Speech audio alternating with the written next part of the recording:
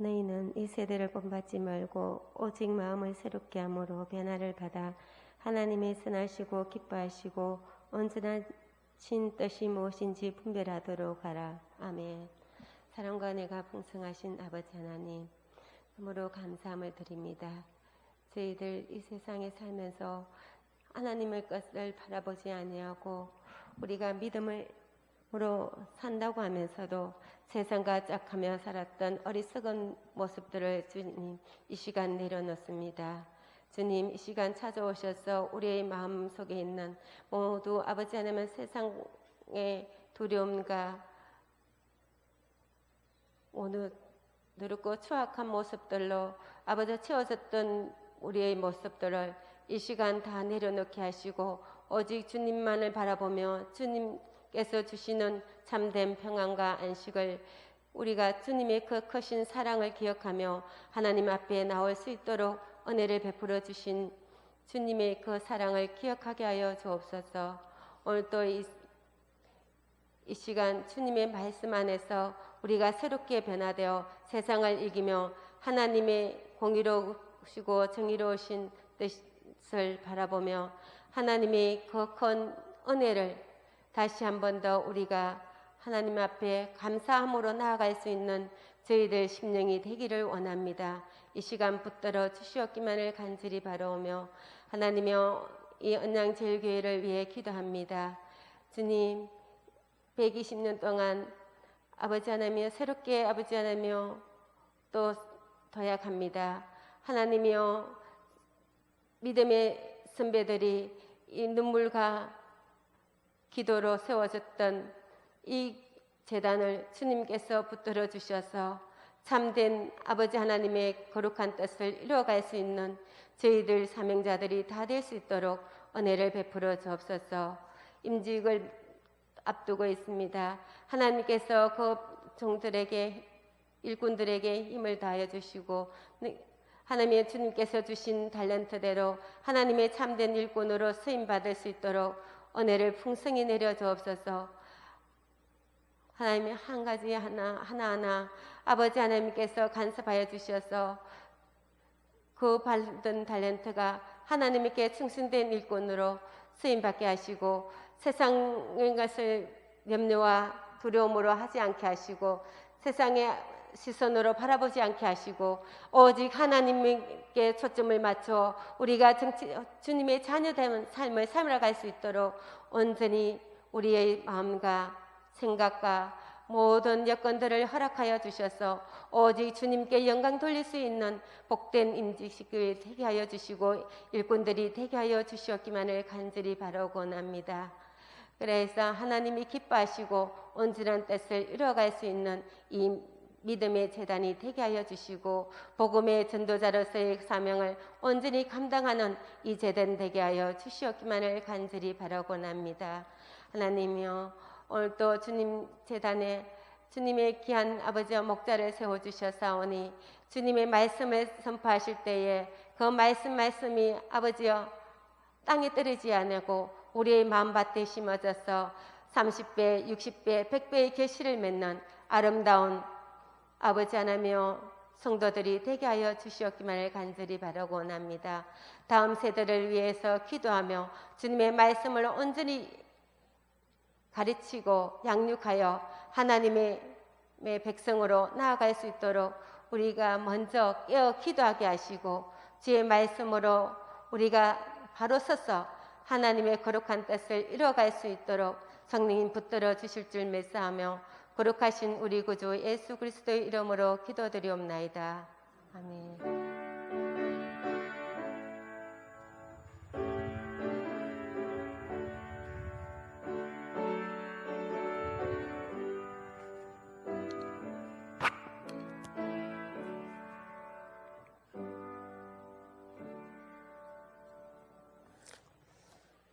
하나님께서 우리에게 주신 말씀은 열왕기하 14장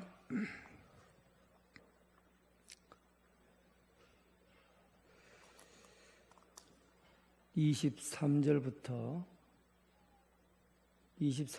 마지막 절까지 보겠습니다.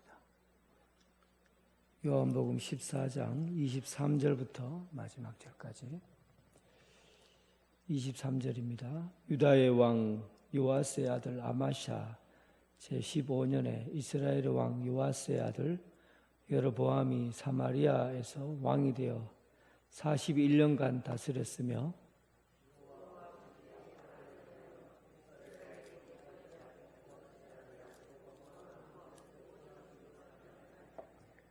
이스라엘의 하나님 여호와께서 그의 종 가드 헤벨 아미떼의 아들 선지자 요나를 통하여 하신 말씀과 같이 여로보암이 이스라엘 영토를 회복하되 하맛 어기서부터 아라바 바다까지 하였으니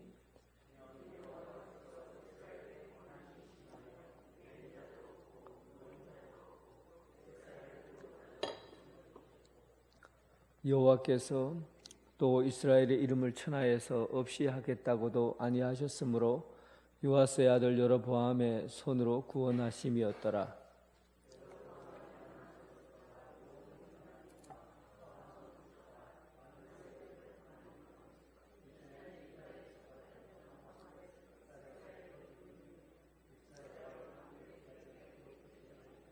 (29절입니다) 여로보암이 그의 조상 이스라엘 왕들과 함께 자고 그의 아들 스가랴가 대신하여 왕이 되니라. 아멘. 네, 오늘은 여로보암 2세에 관해서 말씀을 나누고자 합니다. 제가 종이 한 장을 나눠줬어요. 남한국 연대표 나눠줬죠. 아마 이게 정리가 잘 돼 있더라고요. 그래서 이거를 그냥 책갈피에다가 이렇게 넣어 다니면 열왕기 상하 쪽에 넣어 다니면 여러분들이 참고로 하시기 좋습니다. 왜냐하면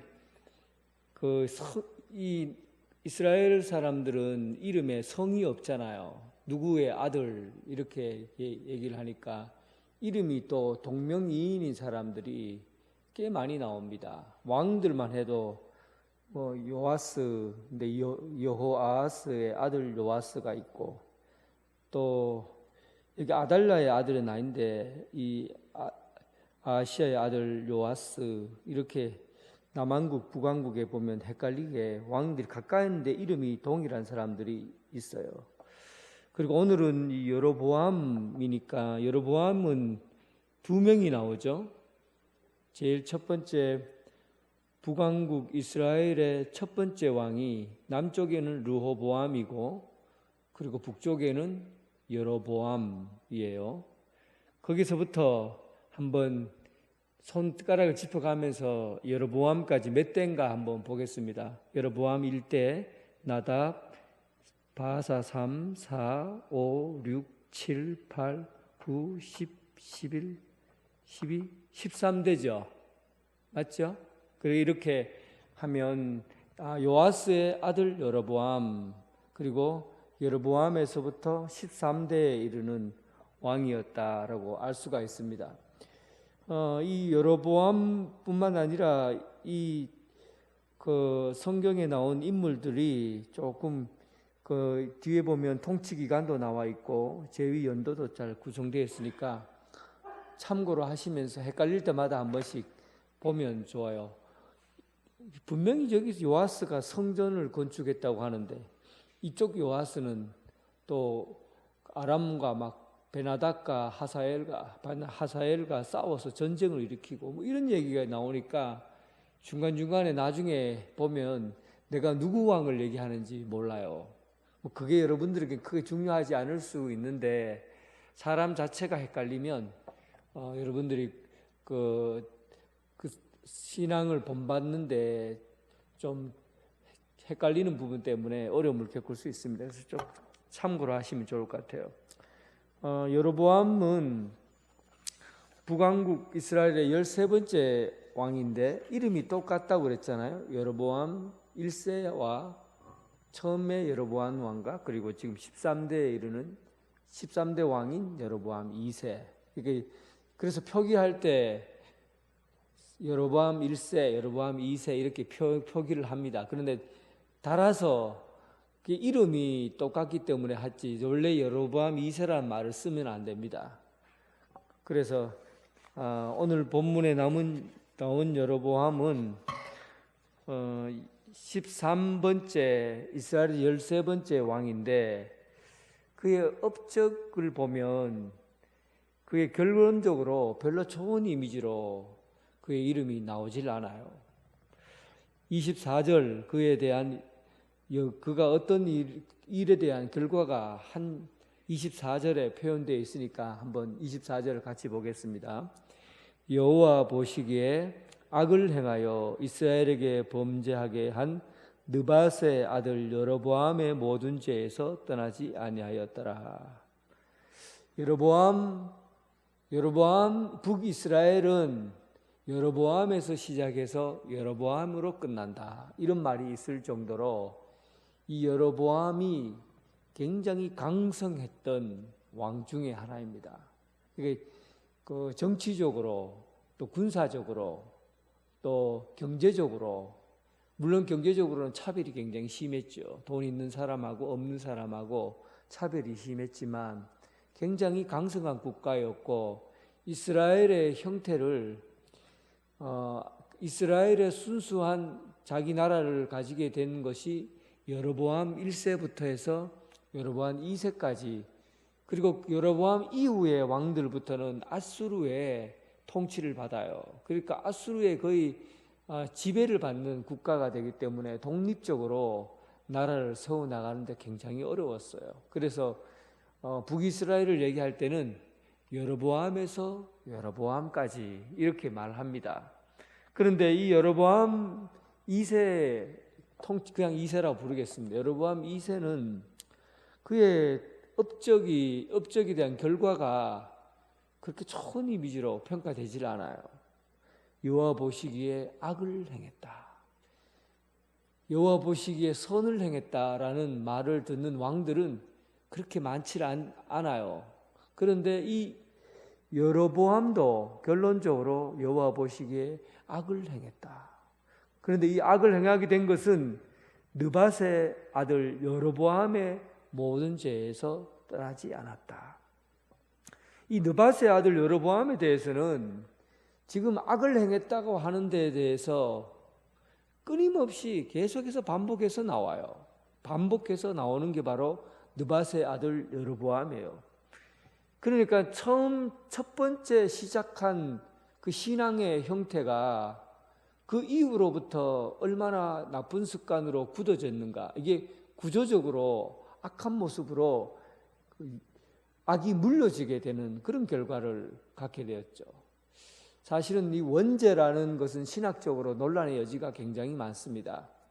원죄, 제가 이렇게 원죄가 그 조상들에게 계속해 후손들에게 물려줄 수 있느냐, 이런 논란의 여지가 많이 있는데, 우리가 살아가고 있는 환경에서 가만히 보면 악한 모습의 그 부모의 악한 형태의 삶이 자녀들에게 고스란히 이어지는 경향이 굉장히 강해요.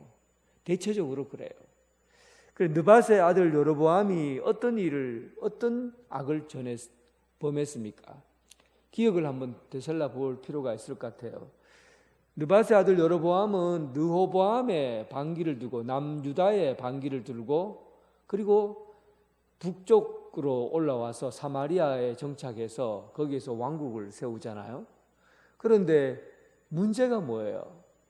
하나님의 백성들은 예루살렘에서 예배를 드려야만이 그들이 참된 예배가 되고 제사가 되고, 그리고 예루살렘에는 1년에 3번씩은 이스라엘의 남자들은 누구든지 가서 예루살렘을 방문해야 됩니다. 그런데 북쪽에 있는 사람들은 어떻게 해요? 그들이 38선을 딱 그어놓지는 않았기 때문에 그때 당시에 38선이 있었던 것도 아니고 하니까 이 지형적으로 남쪽과 북쪽을 마음대로 넘나들었어요. 이 르호보암이 다스린다고 해서 뭐 창을 들고 서 있는 것도 아니거든요.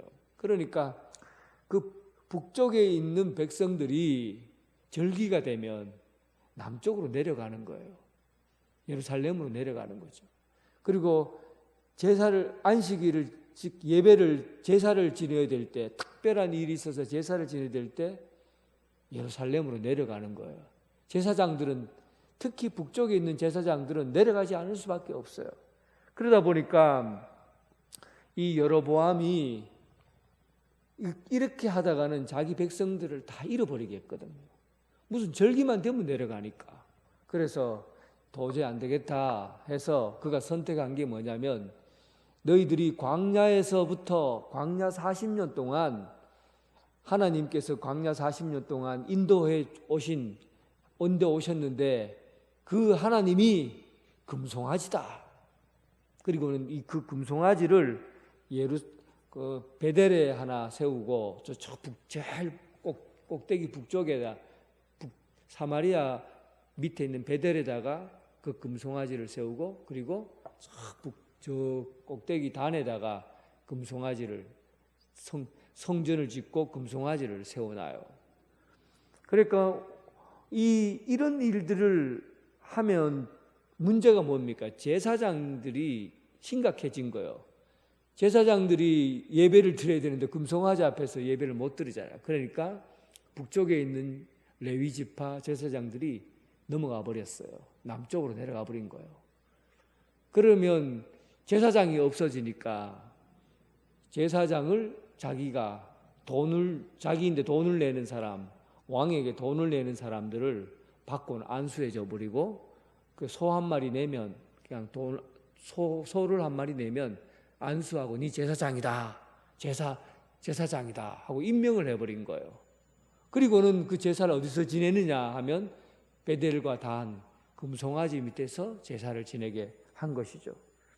그러니까 절기도 유월절, 그리고 초막절, 장막절이라고도 하고, 오순절, 초막절, 장막절, 이런 절기들이 오면은 그 절기에 맞게 정월 초하루면 유월절을 지내고, 이렇게 이런 절기에 맞게 자기들이 날짜가 다 정해져 있는데 그 날짜를 바꾸어 버리는 거예요. 한 달 일찍 한다든지 이렇게 해서 날짜를 바꾸어서 제사를 자기 마음대로 지내고 분향하고, 이렇게 악을 행하게 되면서부터 그들의 이 북쪽 이스라엘은 하나님을 섬기는 나라가 아니라 우상을 섬기는 나라가 된 겁니다. 근데 거기에 바알과 아세라의 문제가 아니에요. 바알과 아세라의 문제가 아니라 예배를 왜곡시킨 거예요. 하나님 앞에 드리는 제사를 자기 마음대로 자기가 좋아하는 방식대로 예배를 드린 거예요. 이것이 여로보암의 죄예요.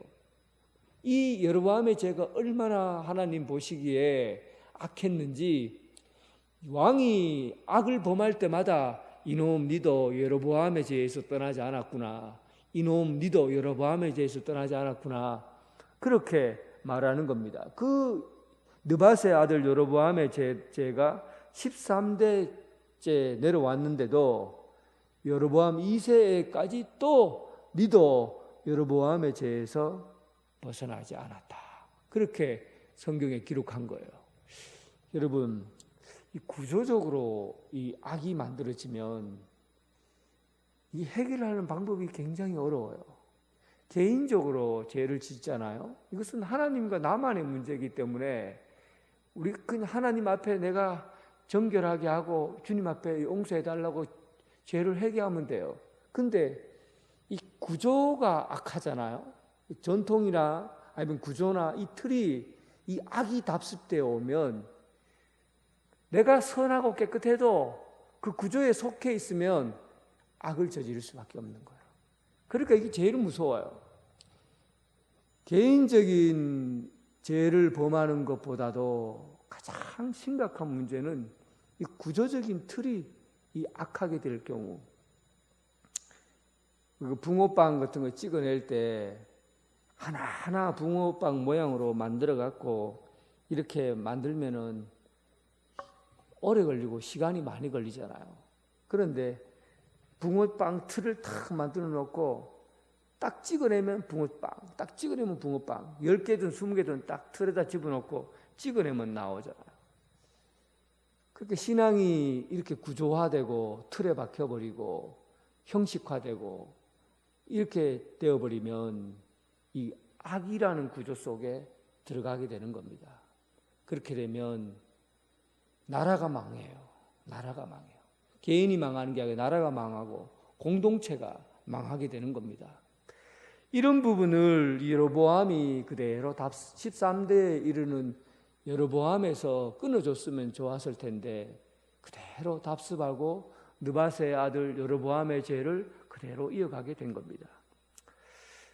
여로보암의 이름의 뜻은 백성이 많아질 것이다 라는 뜻을 갖고 있어요. 여로보암, 백성이 많아질 것이다, 부흥할 것이다, 뭐 이런 얘기잖아요. 교회로 얘기하면 부흥할 것이다.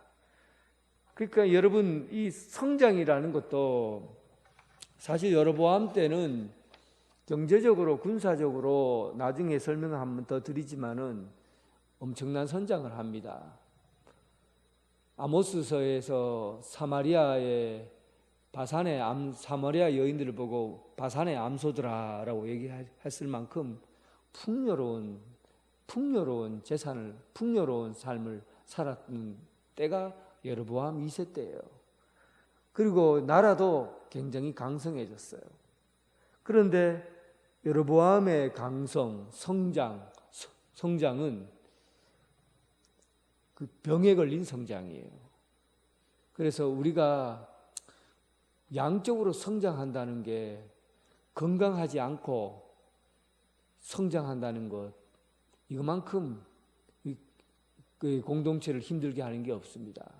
성장을 하는 게 중요한 게 아니라 성숙해져, 균형 잡힌 성숙, 이런 과정을 겪어야 진정한 성장이 이루어집니다.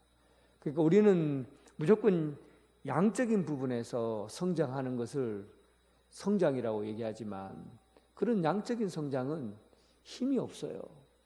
얼마 안 있으면 다 본질이 드러나게 되고 그렇게 됩니다. 그러니까 백성이 많아질 것이라는 이름만 갖고 있는 여로보암, 실제로 백성이 많아졌지만은 주님 앞에, 하나님 앞에 자기 삶을 드리고 균형적으로, 영적으로 또 성숙한 그런 믿음의 삶을 살지 못했던 겁니다.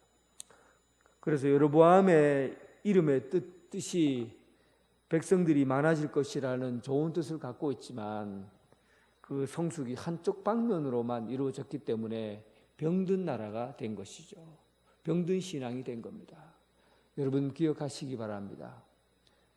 백성들이 많아질 것이다. 성장, 균형 잡힌 성장, 성숙한 믿음, 이런 부분에서 여러분 신경을 써야 됩니다. 믿음은 성숙한 과정에 이르는 길이지 성장하는 과정에 이르는 것이 아닙니다. 성숙한 믿음으로 균형 잡힌 성장을 하는 여러분 되시길 주님의 이름으로 축원합니다.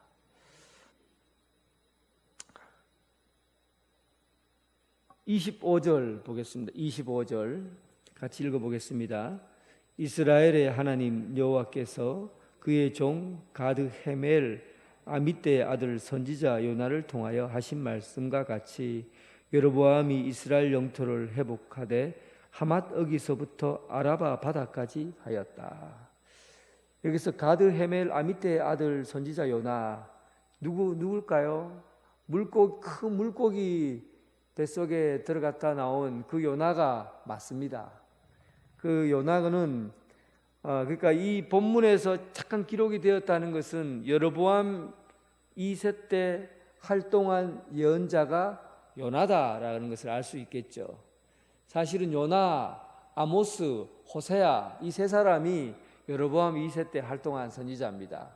북쪽에 선지자들이 3명이나 붙어서 그들의 삶에 대해서, 지금 현실에 대해서 예언하고 똑바로 살아야 된다, 잘못한 부분이 있는 부분에 대해서는 지적하고, 아모스에서 보면 여러 가지 각도에서 지적을 하죠. 근데 오늘 본문에는 그 아모스나 호세아에 대한 이야기는 언급되어 있지 않고 아미떼의 아들 선지자 요나 이야기가 기록되어 있어요.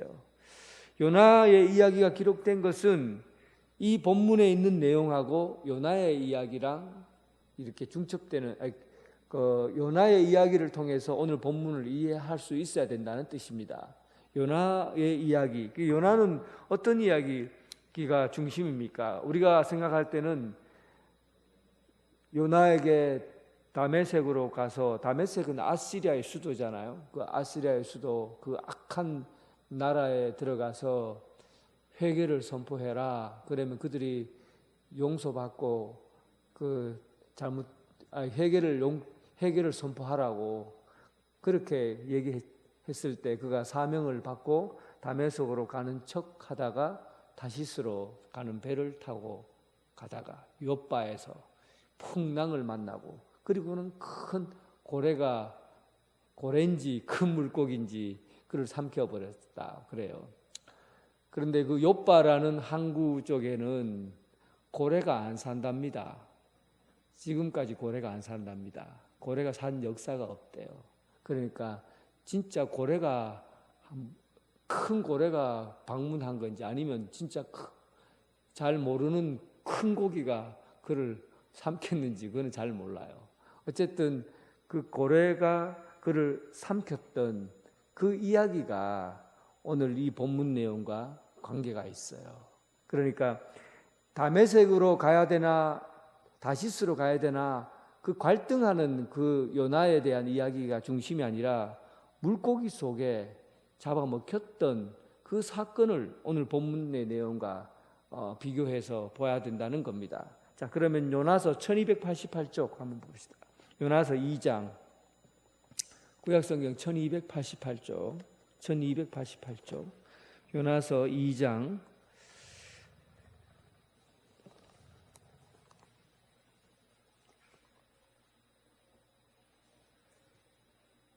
요나서 2장 2절, 먼저 2절을 먼저 읽어보겠습니다. 요나서 2장 2절 같이 읽습니다. 내가 받은 고난으로 말미암아 여호와께 불러 아뢰었더니 주께서 내게 대답하셨고, 내가 수월의 뱃속에서 부르짖었더니 주께서 내 음성을 들으셨나이다. 수월의 뱃속, 지옥의 뱃속, 그 캄캄하고 어두운 그 지옥 같은 그 현장에서 내가 부르짖었더니 이렇게 말하고 있죠. 그러니까 이 본문과 오늘 본문에도 보면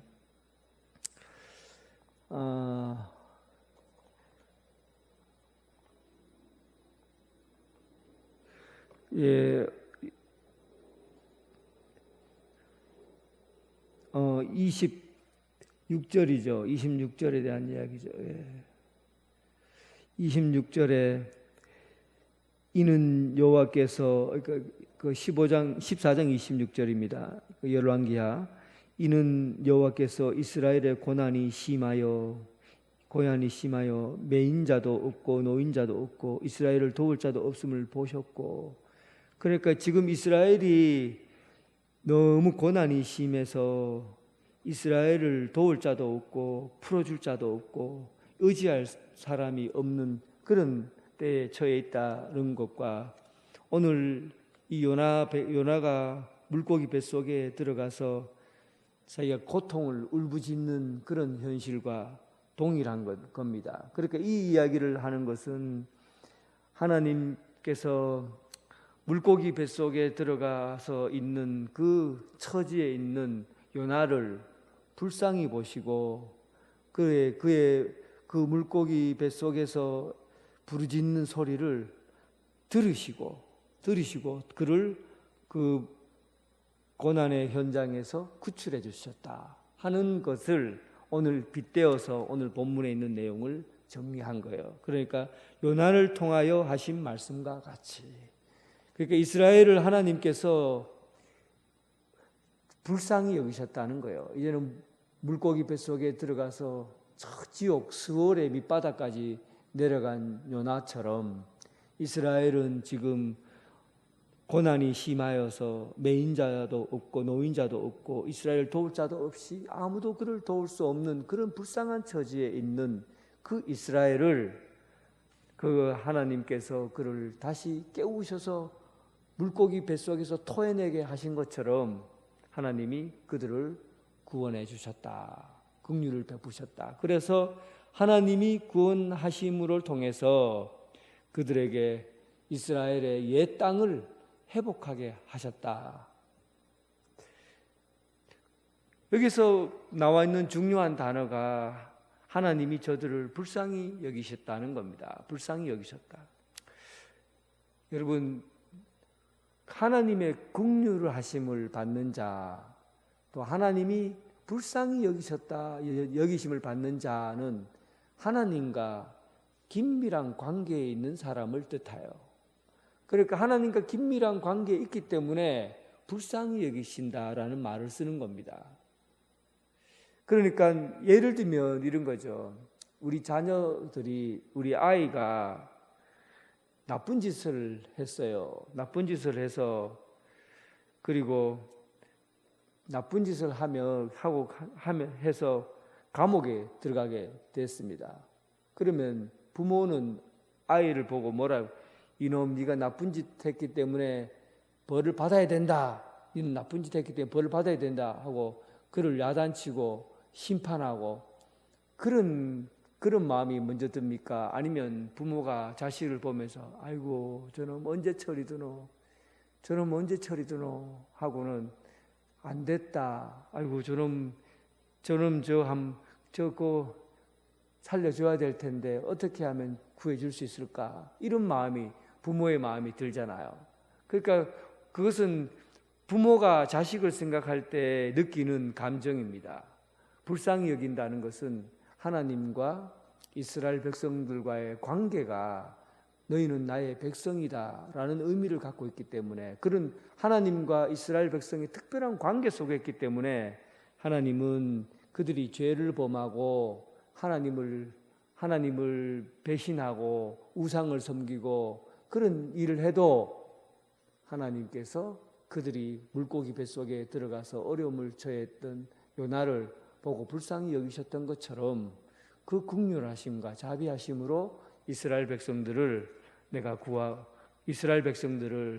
내가 너희들을 잊지 않고 너희들을 돌보고 있다라는 것을 말씀해 주고 있는 겁니다. 그러니까 오늘 이 일을 말하면서 오늘 본문에 이렇게 27절에 이렇게 기록합니다. 27절 같이 읽어보겠습니다. 여호와께서 또 이스라엘의 이름을 천하에서 없이 하겠다고 아니하셨으므로, 이렇게 얘기하잖아요. 그러니까 이들을 불쌍히 여기시고 이들을 구하여야 되겠다라는 하나님은 왜 그런 마음을 가지고 계시냐 하면, 내가 너희들의 이름을 천하에 없이 하지 않겠다. 너희들로 호적에서 빼갖고 버리지 않았다는 겁니다. 내가 너희를 호적에서 파내지 않았다는 거예요. 그러니까 너는 아직도 나의 백성이다. 아직도 하나님의 자녀이다. 그렇기 때문에 너희들이 내 이름 앞에 내 기억 속에 있는 이상은 너 아프고 힘들고 어려울 때 내가 너를 돕겠다. 그리고 지켜주고 그를 구원하겠다. 그런 말씀입니다. 그래서 요아스의 아들 여로보암의 손으로 구원했다. 결국은 하나님이 여로보암을 통해서 이스라엘 백성을 구원하신 것은 여로보암이 잘났기 때문에 그런 것이 아니고, 여로보암이 능력이 있어서 그들을 구한 게 아니라는 겁니다. 이 부분이 여로보암이 잘못 행동한 거예요. 오늘 이 본문이 왜 중요하냐면, 이 여로보암의 착각이 이스라엘의 왕들의 대부분 이런 착각 속에서 하나님이 행하신 일들을 기억하지 못하고 오히려 자기가 행해서 일이 된 것처럼 생각하거든요. 분명히 하나님께서는 이스라엘이 지금 너무 안 됐고 노인자도 없고 매인자도 없고 노인자도 없고 이스라엘 도울 자도 없는 그런 불쌍한 처지에 있고, 이들이 불쌍하고 긍휼하심을 베풀어야 될 자이기 때문에, 내 하나님의 백성이기 때문에 내가 저를 로암미가 아니라 암미요 로후하마가 아니라 루하마, 내가 그를 긍휼히 베푸는 나의 백성이다, 이런 마음을 가지고 그를 구하려고 하신 거예요. 그런데 이 일을 여로보암은 자기들이 이 일로 인해서 이스라엘의 영토를 회복하게 되고, 그리고 어디까지 회복하게 되었냐면 하맛 어기서부터 아라바 바다까지 회복하게 되면서 그의 왕국이 강성하게 되었다고 평가하는 겁니다. 잠깐 지도 한번 봅시다. 어느쯤 되는가? 지도 있나요? 지도 잠깐 보시면 이 이스라엘, 거기에 보면 이스라엘에서 빨간 색깔로 이게 하살표예요. 사실은 하살표로 되어 있는데, 염해 위에 이스라엘이라는 것은 사마리아를 중심으로 해서 이스라엘, 북이스라엘이라고 하고 밑에는 남유다잖아요.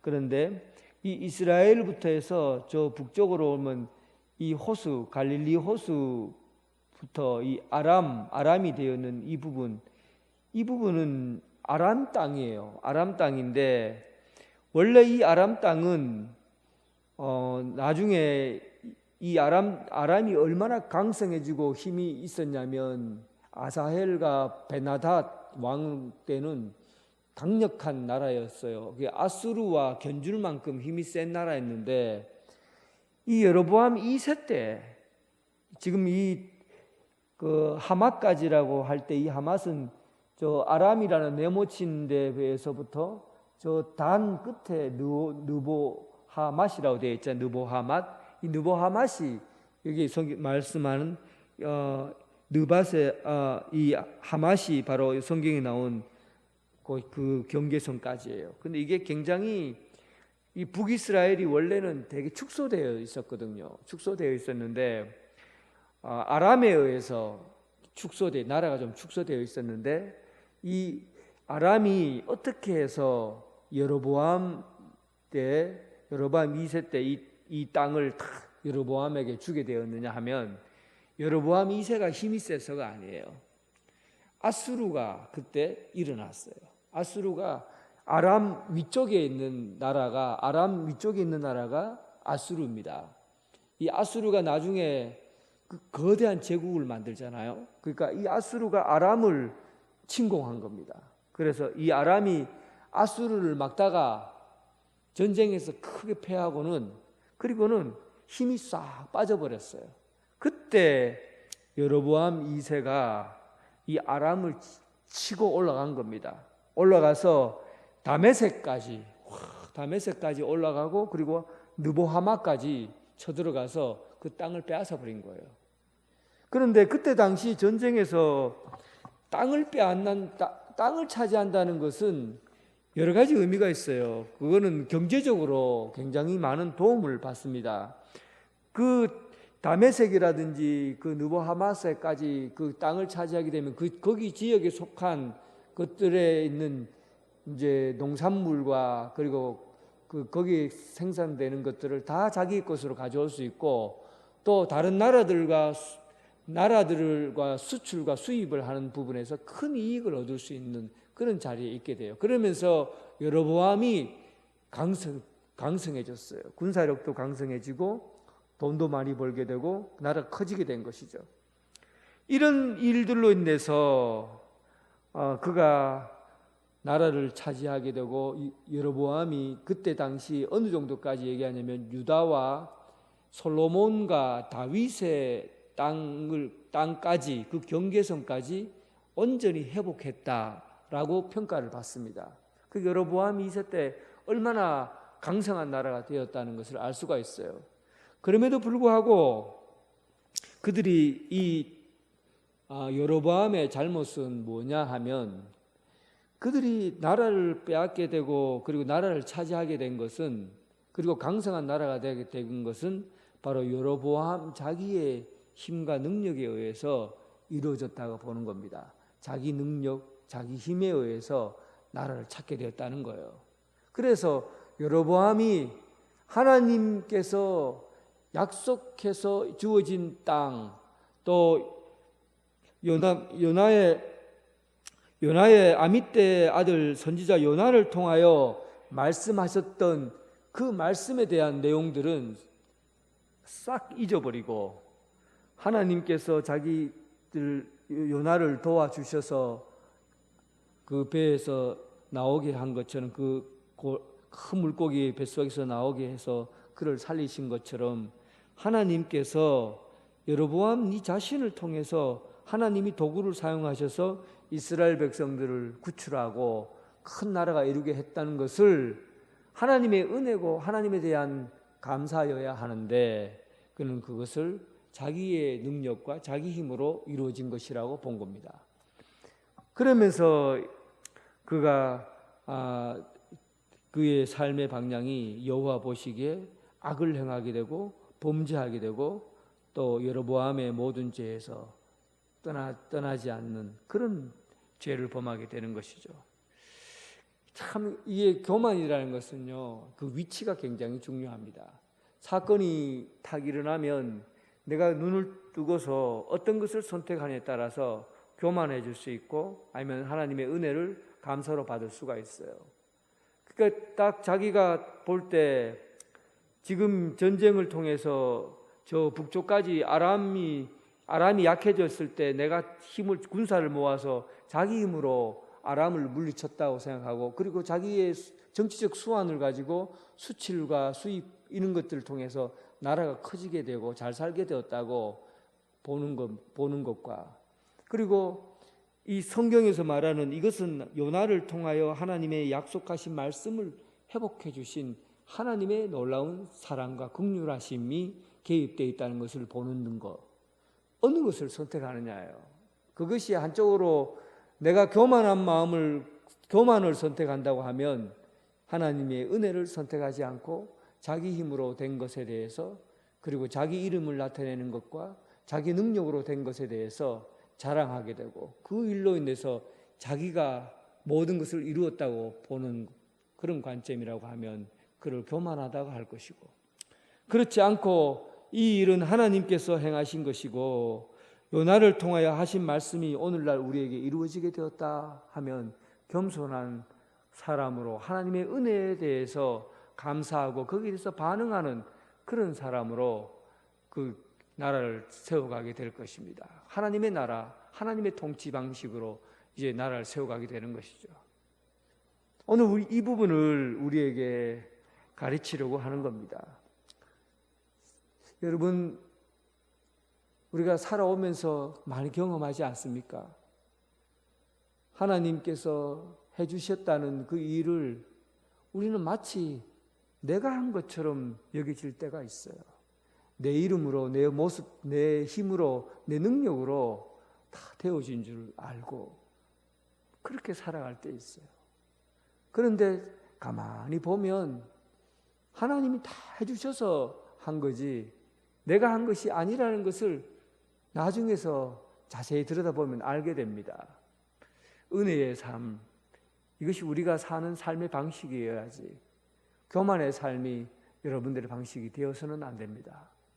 오늘 여러분 앞에 주어진 인생의 큰 방향을 정할 때 주어진 일들 가운데 내 힘과 내 능력이 아니라 하나님을 의지해서 하나님의 능력과 하나님의 은혜 가운데 우리 인생의 중요한 삶들을 결정하고 그리고 거기에 반응하고 감사로 드려지는 하나님의 영광된 백성들로 살아가는 여러분 되시기를 주님의 이름으로 축원합니다. 기도하겠습니다.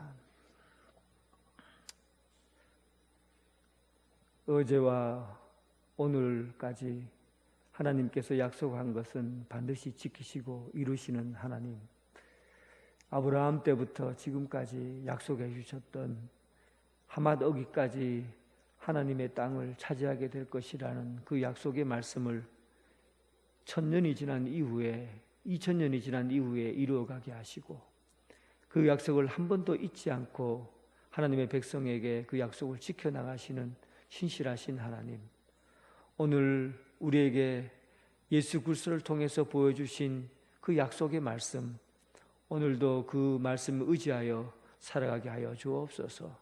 신실하신 하나님, 긍휼을 베푸시는 하나님, 세상을 향하여 우리가 의지하고 살아가는 것이 아니라 하나님의 보호하심과 지키심이 오늘 우리의 삶을 결정한다는 것을 믿고 오직 은혜로 하나님께 드리고 감사드리는 삶을 살게 하여 주옵소서.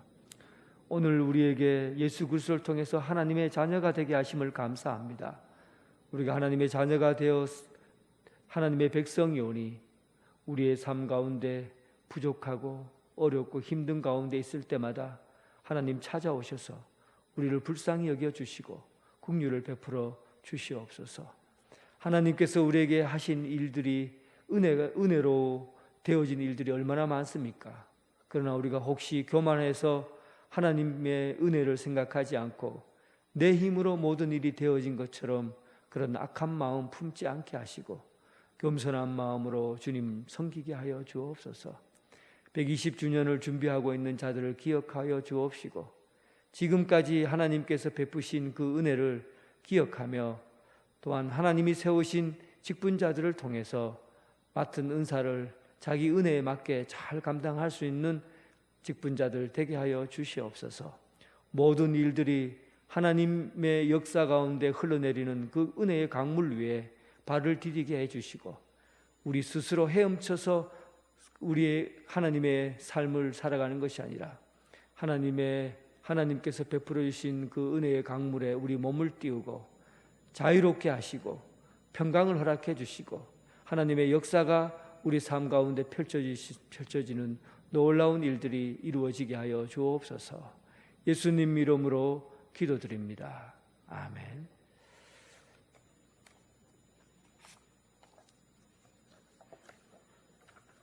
네, 교회 소식 전해드리겠습니다. 오는 주일날 오후 찬양 예배는 삼남성교회 헌신 예배로 드리겠습니다. 헌신 예배 잘 준비해 주시기 부탁드리겠습니다. 9월 4일은 제 107회기 총회 주일로 지킵니다. 따로 헌금하는 시간이 있으니까 준비 잘 해주시기 바랍니다. 120주년 기념 물품 전시회가 계속되고 있습니다. 여러분 중에서 꼭 이 사진은 우리 교회에서 함께 나누었으면 좋겠다. 또 이것은 내가 집 갖고 있는 것은 유물로 갖고 있는데 꼭 전시해 줬으면 좋겠다. 그런 것이 있으면 교회로 가져와서 올 120주년의 전시회에 동참해 주시기를 부탁드리겠습니다. 다음 주 수요일 날 예배 마치고 다음 주부터 다시 구역 모임, 구역 권찰 구역장 모임은 다음 주부터 시작하도록 하겠습니다. 올 여름 지내고 다음 주부터 수요일 예배 마치고 구역 권찰회 시작하도록 하겠습니다. 찬송가 310장입니다. 310장.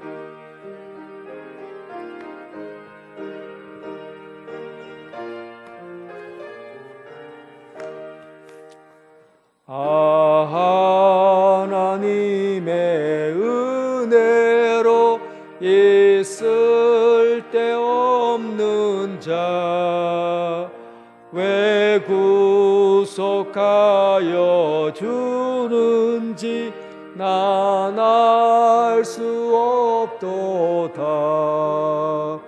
내가 믿고 또 의지함은 내 모든 형편 아시는 주님 늘 보호해 주실 것을 나는 확실히 아네. 왜 내게 굳센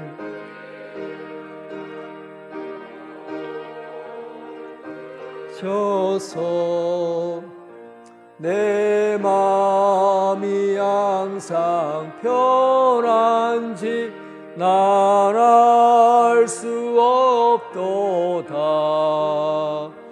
내가 믿고 또 의지함은 내 모든 형편 아시는 주님 늘 보호해 주실 것을 나는 확실히 아네. 왜 내게 성령 주셔서 내 마음 감동해 주 예수 믿게 하는지 난 알 수 없도다. 내가 믿고 또 의지함은 내 모든 형편 아시는 주님 늘 보호해 주실 것을 나는 확실히 아네. 주 언제 강림하실지 혹 밤에 혹 낮에 또 주님 만날 그곳도 난 알 수 없도다. 내가 믿고 또 의지함은 내 모든 형편 아시는 주님 늘 보호해 주실 것을 나는 확실히 아네. 주님 가르치신 기도로 예배를 마치겠습니다. 하늘에 계신 우리 아버지, 아버지의 이름을 거룩하게 하시며 아버지의 나라가 오게 하시며 아버지의 뜻이 하늘에서와 같이 땅에서 이루어지게 하소서. 오늘 우리에게 일용할 양식을 주시고 우리가 우리에게 잘못한 사람을 용서하여 준 것 같이 우리 죄를 용서하여 주시고 우리를 시험에 빠지지 않게 하시고 악에서 구하소서. 나라와 권능과 영광이 영원히 아버지의 것입니다. 아멘.